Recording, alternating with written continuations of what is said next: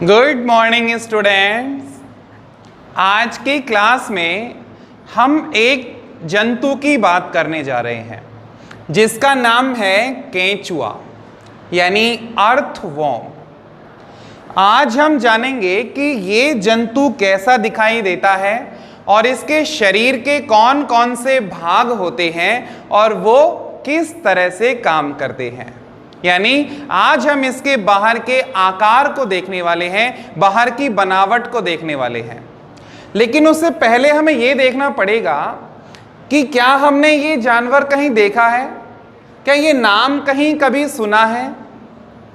हो सकता है ये नाम आपके लिए नया हो, इसको गांवों में किसी और नाम से जाना जाता है। जिसे हम दूसरे नाम देने की कोशिश करें तो इसको सामान्य रूप से ग्रामीण इलाकों में इसको खारवा या गिंडोला के नाम से भी जानते हैं। समझ रहे हैं? बारिश के दिनों में मिट्टी के अंदर से निकलने वाले लाल भूरे रंग के पतले लंबे जानवर होते हैं केंचुआ। आ गया याद? पता लग गया होगा मैं किसकी बात कर रहा हूं। यहां मैंने इसका एक डायग्राम भी बना रखा है जिससे आपको एक हल्का सा आइडिया लगेगा कि ये किस तरह का होता है ना। चलिए शुरू करते हैं। मैं इसकी संरचना पर आऊं उससे पहले एक बार हम केंचुए के बारे में कुछ छोटी मोटी बातें जान लेते हैं, कुछ बेसिक नॉलेज ले लेते हैं जिससे हमें इसको समझने में थोड़ी आसानी होगी। देखते हैं। सबसे पहले हम ये देखते हैं कि केंचुए का क्या दूसरा भी कोई सामान्य या उपनाम दिया गया है क्या। देखिए, सबसे पहले हमें यह देखना पड़ेगा कि इसका कोई उपनाम है। बिल्कुल है, इसको मिट्टी कृमि के नाम से भी जाना जाता है और इसके अलावा इसे किसान का मित्र भी कहा जाता है। मिट्टी कृमि क्यों बोला? क्योंकि ये मिट्टी में रहता है, बिल बना के रहता है, इसलिए मिट्टी कृमि बोला। और किसानों का मित्र क्यों बोला? क्योंकि ये मिट्टी के अंदर बिल बना के मिट्टी को जो है ना वो खोखला कर देता है, जिससे आसानी से ऑक्सीजन अंदर प्रवेश कर जाती है, आसानी से पानी अंदर तक प्रवेश कर जाता है। उस मिट्टी की उपजाऊ क्षमता को बढ़ाने के लिए ये अपनी गंदगी जो निकालता है वो भी एक खाद की तरह काम करती है और उससे किसान को लाभ होता है। इसलिए कह रहे हैं कि इसे किसान का मित्र भी कहा जाता है। नेक्स्ट, लेकिन वैज्ञानिकों ने इसे दूसरा नाम दिया है जिसे हम बोलते हैं वैज्ञानिक नाम या जूलॉजिकल नेम भी हम कह सकते हैं, क्योंकि ये जंतु है इसीलिए इसको नाम दिया गया है फेरिटिमा पोस्थुमा। फेरिटिमा पोस्थुमा। वैज्ञानिक नाम क्या होते हैं जानते हैं ना? वैज्ञानिकों ने सभी जीवों को एक एक विशिष्ट नाम दिया है, उन्हीं में से इसका नाम है फेरिटिमा पोस्थुमा। जैसे मनुष्य को क्या दिया गया है? होमो सेपियंस। ठीक वैसे ही इसको फेरिटिमा पोस्थुमा के नाम से भी जानते हैं। अच्छा, नेक्स्ट आगे आओ। इसका रंग कैसा होता है इसके बारे में भी आपको पता होना चाहिए। केंचुए का रंग होता है लाल भूरा, है ना। लाल भूरे रंग का जानवर होता है। क्यों? क्योंकि इसकी त्वचा पर या इसके शरीर पर एक वर्णक होता है जिसको पोरफायरिन वर्णक कहते हैं। तो पोरफायरिन नाम का एक वर्णक होता है जिसके कारण केंचुए का ये लाल भूरा रंग आता है। ये आपको ध्यान रखना है। अच्छा, लंबाई चौड़ाई का हिसाब किताब ले लेते हैं एक बार। इसकी लंबाई होती है 15 से 20 सेंटीमीटर और इसकी चौड़ाई होती है लगभग 0.5 सेंटीमीटर, यानी लगभग 20 सेंटीमीटर लंबा होता है और आधा सेंटीमीटर चौड़ा। ठीक है। नेक्स्ट, आपको यह भी पता होना चाहिए कि इनका शरीर छोटे छोटे बहुत सारे खंडों में बटा हुआ होता है। देखो एक बार, यदि मैं डायग्राम में दिखाने की कोशिश करूं आपको तो ऐसे, आपने कभी गौर से देखा हो इस जानवर को तो इसके अंदर ऐसे छोटी छोटी धारियां पाई जाती हैं और इन धारियों के बीच वाली जो जगह होती है, देखो ये वाली, ये वाली, ये वाली, ये वाली, ये वाली, है ना। इन बीच वाली जगहों को हम क्या बोलते हैं? खंड या सेगमेंट। यानी केंचुआ एक ऐसा प्राणी है जो ऊपर से लेके नीचे तक छोटे छोटे कई खंडों में विभाजित रहता है ना, यानी इसका शरीर खंडित प्रकार का होता है। अब सवाल ये उठता है कि केंचुए के शरीर में क्या खंडों की संख्या फिक्स है क्या? बिल्कुल फिक्स है। इनके अंदर खंडों की संख्या होती है 100 से 120। केंचुए में 100 से 120 खंड होते हैं। ठीक है, ये रहता कहाँ है वो आपको पता होना चाहिए, यानी आवास। ये रहता कहाँ है? ये रहता है मृदा में, और मृदा में भी कहाँ? बिल बना के रहता है, इसलिए इसको हम बोलते हैं बिलकारी। तो मृदा में बिल बनाकर रहने वाला जंतु होता है। अच्छा, खाने में क्या खाना पसंद करता है आपको ये भी पता होना चाहिए। भोजन में केंचुआ वैसे मिट्टी खाता है, अक्सर आपने देखा भी होगा, ये मिट्टी खाता है, लेकिन मिट्टी कोई भोजन तो नहीं है। मिट्टी के अंदर मिलने वाले जो कार्बनिक पदार्थ हैं, खनिज लवण है या नमी है, पानी है ना, वो सब मिट्टी के साथ अंदर चल जाती है। जैसे मिट्टी के साथ मिला हुआ गोबर का टुकड़ा हुआ, या कोई सूखी सड़ी गली पत्ती हुई, या फिर कोई जानवर का शरीर हुआ, इन सबको ये मिट्टी के साथ साथ ग्रहण कर लेता है ना। तो हम यहाँ पे कह सकते हैं क्या? सूक्ष्म जीव जिनको ये खाता है। इसके अलावा और लेना चाहे नाम तो कुछ कार्बनिक पदार्थ, सड़े गले कार्बनिक पदार्थ जो हैं उनका भी ये भक्षण कर लेता है। खेत की साफ सफाई कर देता है और अपने अपशिष्ट से उपजाऊ बनाता है ना। अच्छा, भोजन करने का समय भी निश्चित है भाई इसका। हम यदि यहाँ पर एक पॉइंट और डाल दें कि भोजन का समय, तो केंचुआ जो है वो हमेशा रात में ही अपने बिल से बाहर निकलता है, क्योंकि उसे दिन में शिकारियों के शिकार होने का खतरा बना रहता है। इसीलिए ये रात में खाना खाता है, और ऐसे प्राणी जो रात में खाना खाते हैं उनको हम क्या बोलते हैं? रात्रिचर प्रकार का होता है। ठीक है। अच्छा, इसके अलावा आपको ये भी पता होना चाहिए कि इसकी लिंगता कैसी होती है। लिंगता के हिसाब से जंतु दो तरह के होते हैं, देखना। एक तो होते हैं एक लिंगी और एक होते हैं द्विलिंगी। यदि एक ही शरीर में दोनों लिंग हो, नर भी हो मादा भी हो, तो उसे बोल देते हैं द्विलिंगी।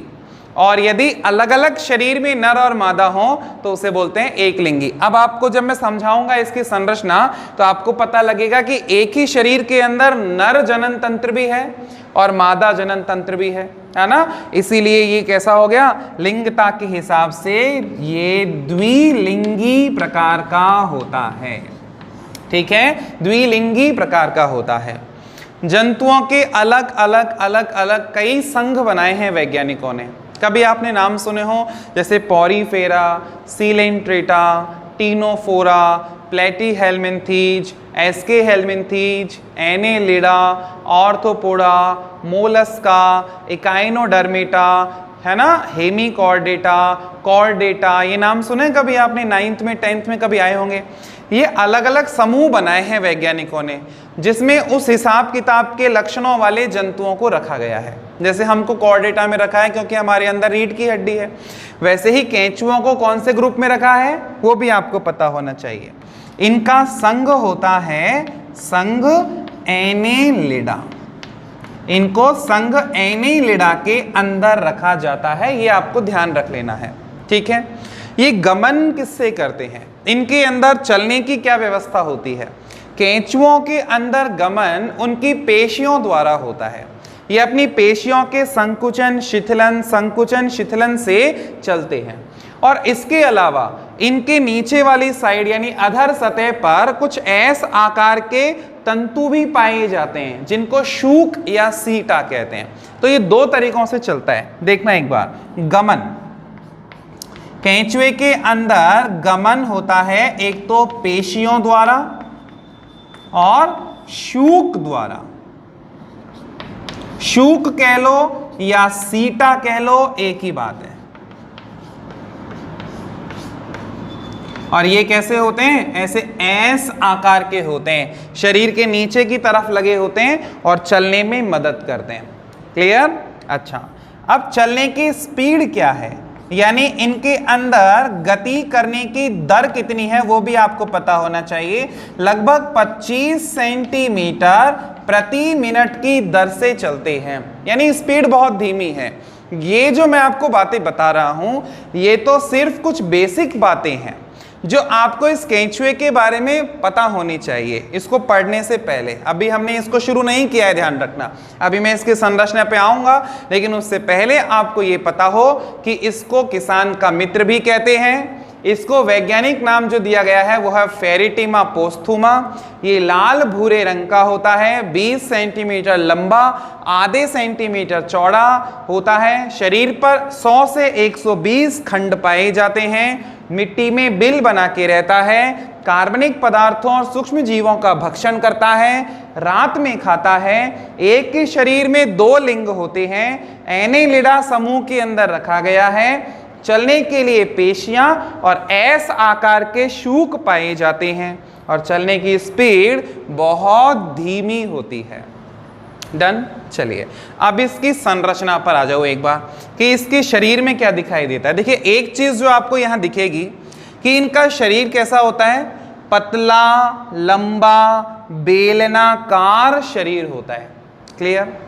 दूसरी चीज आपको क्या दिखेगी कि इनका शरीर अलग अलग अलग अलग कई खंडों में विभक्त होता है। इनको हम बोलते हैं खंड, ठीक है ना, ये वाला हिस्सा, ये वाला हिस्सा, ये खंड होते हैं, कई खंडों में विभक्त होता है। क्लियर। अच्छा, तीसरी चीज आपको ये पता हो कि इनका जो आगे वाला सिरा है, ये अग्र सिरा, ये नुकीला होता है, जबकि इनका जो पिछला सिरा होता है ये ऐसे गोल होता है। ठीक है, तो इनका पिछला सिरा गोल है और आगे का सिरा नुकीला है। डन। एक बात और बता दूं मैं आपको, इनका जो शरीर है उसकी 2 सतह है। एक तो होती है ऊपरी सतह और एक होती है निचली सतह। इनकी जो ऊपर वाली सतह है ना, इसको पृष्ठ सतह भी कहते हैं और नीचे वाली सतह को अधर सतह भी कहते हैं। ठीक है, अब कैसे पहचानते हैं, दोनों की जगहों पर अलग अलग चीजें होती हैं। देखना एक बार, इसकी जो पृष्ठ सतह है यानी पीछे वाली साइड में तो एक लंबी रक्त वाहिनी दिखाई देती है, एक सीधी लाइन दिखाई देती है, उससे पहचान आ जाता है कि भाई ये इसकी पीछे वाली साइड है। ऊपर से ही थोड़ा सा गहरे रंग का भी होता है, जबकि नीचे वाली साइड इसकी हल्के रंग की होती है और कोई धारी भी दिखाई नहीं देती। नीचे वाली साइड में कौन होते हैं, बहुत सारे छिद्र होते हैं और शूक होते हैं चलने के लिए। ठीक है। अच्छा, अब आपको एक चीज और पता होनी चाहिए कि इनके आगे वाले सिरे पर एक छोटा सा छिद्र होता है। इस छोटे से छिद्र को हम क्या नाम देते हैं, इसको हम बोलते हैं मुख छिद्र। ये मुख छिद्र कहलाता है। जबकि इसके अंतिम सिरे पर जो ये वाला हिस्सा है, यहां पर भी एक छिद्र होता है और इसको हम बोलते हैं गुदा छिद्र। ये खाना खाने के लिए है और यहां से पूरी पाचन नली जब यहां आती है तो ये अपशिष्ट निकालने के लिए है। ये तो सभी जानते हैं।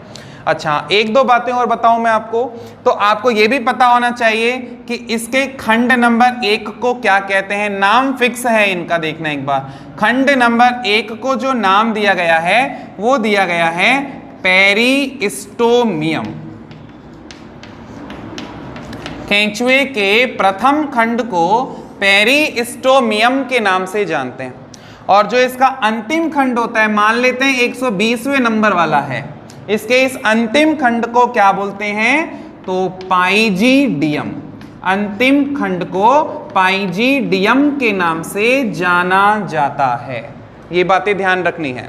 इसके अलावा खंड नंबर 14, 15, 16 गिनो एक बार। ये नंबर 1 हो गया, 2, 3, 4, 5, 6, 7, 8, 9, 10, 11, 12, 13, 14, 15, 16, हमारे 20 तक काम आएंगे इसलिए वहीं तक लिख देता हूं मैं। 17, 18, 19 एंड 20। अब यहां पे देखना आप, ये खंड नंबर 14 ये वाला, ये खंड नंबर 15 और ये 16 है ना। ये तीनों जो खंड हैं जहां पर मैं डॉट डॉट डॉट डॉट कर रहा हूं, ये तीनों खंड बाकी के सभी खंडों से अलग ही चमकते हुए दिखाई देते हैं। इन तीनों खंडों का रंग भी थोड़ा सा गहरा होता है और ये शरीर के दूसरे भागों की तुलना में थोड़ा उभरा हुआ दिखाई देता है। ऐसा लगता है कोई चीज चिपकी हुई है क्या यहाँ पर, है ना। तो खंड नंबर 14, 15 और 16, इन तीनों खंडों को मिलाकर हम एक नाम और देते हैं, पर्याणिका। इसको पर्याणिका या क्लाइटेलम के नाम से जानते हैं, क्लाइटेलम। क्लियर हो रही है बात। क्या क्या बताया मैंने, एक बार देखो वापस। मैंने कहा कि केंचुआ एक पतला, लंबा, बेलनाकार, नली जैसा जानवर होता है जिस पर 100 से 120 छोटे छोटे खंड पाए जाते हैं। इसका अग्र सिरा नुकीला होता है जिस पर मुख छिद्र पाया जाता है, और इसका जो पश्च सिरा है वो गोल होता है और इस पर गुदा छिद्र पाया जाता है। फिर मैंने कहा कि इसके प्रथम खंड को पेरिस्टोमियम कहते हैं, इसके अंतिम खंड को पाइजीडियम कहते हैं, और खंड नंबर 14, 15, 16 इन तीनों को पर्याणिका या क्लाइटेलम कहते हैं। डन। अब एक चीज और नहीं बताने जा रहा हूं मैं आपको, ध्यान से देखना। इसके मुख छिद्र के आगे की साइड एक नुकीला सा, उभरा हुआ सा उभार निकला रहता है। इस उभरी हुई रचना को हम बोलते हैं प्रोस्टोमियम। ये है प्रोस्टोमियम। देखना एक बार, नाम में थोड़ा फर्क है। ये है पेरिस्टोमियम, पहले खंड को पेरिस्टोमियम कह रहे हैं, और उस खंड का जो छिद्र है मुख, उसके आगे उभरी हुई रचना को प्रोस्टोमियम कहते हैं। क्या करता होगा ये प्रोस्टोमियम मिट्टी में बिल बनाने में इसकी सहायता करता है, ठीक है, ताकि आसानी से मिट्टी की खुदाई कर सके और उसके अंदर अपना बिल बना सके, रह सके, सुरक्षित रह सके, ठीक है। अच्छा, अब आपको एक चीज और बताने वाला हूं मैं यहाँ पे। क्या? इसकी निचली सतह पर कुछ छिद्र भी होते हैं। जैसे खंड नंबर जो 14 होता है इसका, इस पर एक छिद्र पाया जाता है और इस छिद्र को हम बोलते हैं मादा जनन छिद्र। इसको मादा जनन छिद्र के नाम से जानते हैं। कौन से खंड पर होता है मादा जनन छिद्र? खंड नंबर 14। और कितने होते हैं ये? सिर्फ एक होते हैं। फिक्स है ये, किस खंड पे होगा, कितने होंगे, सभी केंचुए में फिक्स होते हैं। और नर जनन छिद्र भी इसी में है, होंगे, क्योंकि ये कैसा है, द्विलिंगी प्रकार का प्राणी है। अभी अभी हमने कहा था एक ही शरीर में नर और मादा दोनों लिंगता पाई जाती है। तो मादा छिद्र 14वें में है और नर जनन छिद्र कहां पर है? खंड नंबर 18 में। कितने हैं? 2, एक जोड़ी है, ठीक है ना। इनको हम नाम दे रहे हैं क्या? नर जनन छिद्र। नर जनन छिद्र कौन से खंड में है? खंड नंबर 18 पर है। कितने हैं? 2 हैं, ठीक है। इनके अपने अपने काम होते हैं भाई। नर जनन छिद्रों का काम होता है अपने अंदर से शुक्राणुओं को बाहर निकालना, और इस मादा जनन छिद्र का काम होता है अपने अंदर से अंड को बाहर निकालना, ठीक है। अच्छा, एक चीज और बताता हूं मैं आपको। यहां पर खंड नंबर 17 पर 2 चिपचिपे उभार होते हैं, और ऐसे ही खंड नंबर 19 पर भी 2 चिपचिपे उभार होते हैं। इन चिपचिपे उभारों को हम बोलते हैं जनन पैपिला। इनको जनन पैपिला के नाम से जाना जाता है। और ये क्या काम करते हैं? जनन के समय 2 केंचुओं को आपस में चिपकाने का कार्य करते हैं, ठीक है। अच्छा, कुछ छिद्र और हैं, उनको भी देखो एक बार आप। खंड नंबर 5 और 6 के बीच की जो लाइन है, यानी पट्टी, इस लाइन पे 2 छिद्र होते हैं, एक यहां एक यहां। ऐसे ही 6ठे और 7वें खंड के बीच की पट्टी पे भी 2 छिद्र होते हैं। ठीक ऐसे ही 7वें और 8वें खंड की बीच की पट्टी पे भी 2 छिद्र होते हैं, और 8वें और 9वें खंड के बीच की पट्टी पे भी 2 छिद्र होते हैं। यानी टोटल कितने छिद्र हो गए? 8। कहां पर है? खंड नंबर 5, 6, 6, 7, 7, 8, 8, 9 के बीच की पट्टी पर। इन 8 छिद्रों को हम नाम दे रहे हैं शुक्र ग्राहिका छिद्र। इनको हम शुक्र ग्राहिका छिद्र के नाम से जानते हैं। इनका काम होता है शुक्राणुओं को ग्रहण करना, है ना। ये अपने इनके नीचे की तरफ थैलियां होती हैं जिनमें ये शुक्राणुओं को इकट्ठा कर लेते हैं। तो कुल मिला के बात ये निकली, एक तो होता है मुख छिद्र खंड नंबर 1 पे, एक होता है गुदा छिद्र खंड नंबर 120 पे, 8 होते हैं शुक्र ग्राहिका छिद्र जो शुक्राणु ग्रहण करते हैं, एक होता है मादा जनन छिद्र जो अंड बाहर निकालता है, 2 होते हैं नर जनन छिद्र जो शुक्राणु बाहर निकालते हैं। ये सब बिल्कुल निश्चित होते हैं कि वो कहां मिलेंगे, है ना। कोई ऐसे पूछ ले कि केंचुए के प्रथम खंड को क्या कहा जाता है, तो पेरिस्टोमियम। केंचुए के अंतिम खंड को क्या कहा जाता है, तो खंड को बोलते हैं पाइजीडियम। पर्याणिका क्षेत्र में कौन कौन से खंड आते हैं, तो खंड नंबर 14, 15, 16। मादा जनन छिद्र कौन से खंड में होता है, खंड नंबर 14।